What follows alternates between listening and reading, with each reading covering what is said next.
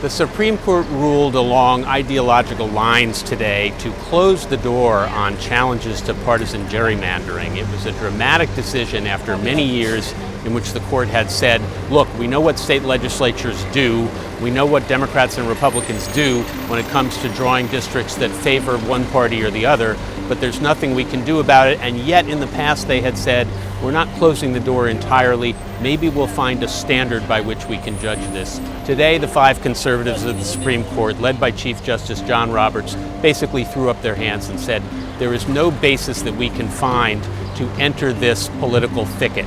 We're leaving it to the state legislatures, we're leaving it to the voters, we're leaving it to Congress.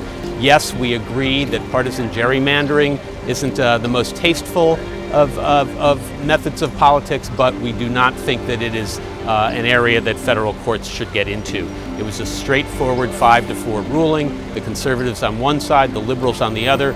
Associate Justice Elena Kagan, speaking for the 4 liberals, gave a very lengthy dissent from the bench, ending with how she was deeply saddened by the result. She in particular had tried for years to argue that this was an area for the courts to police because frankly when one party draws the district line so that it favors them, blatantly favors them over the other, the argument from the liberals has been that that skews democracy. One person's vote is weighted more heavily than another person's vote. You are basically deciding a decade's worth of elections based on the way districts are drawn.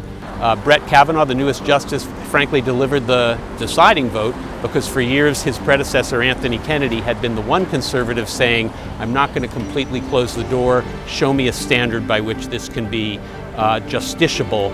But the court today said there is no such standard. So that is going to affect other states as well. These cases came from North Carolina and Maryland, but there are other gerrymandering cases going on in Ohio, in Michigan, in Wisconsin, and other states.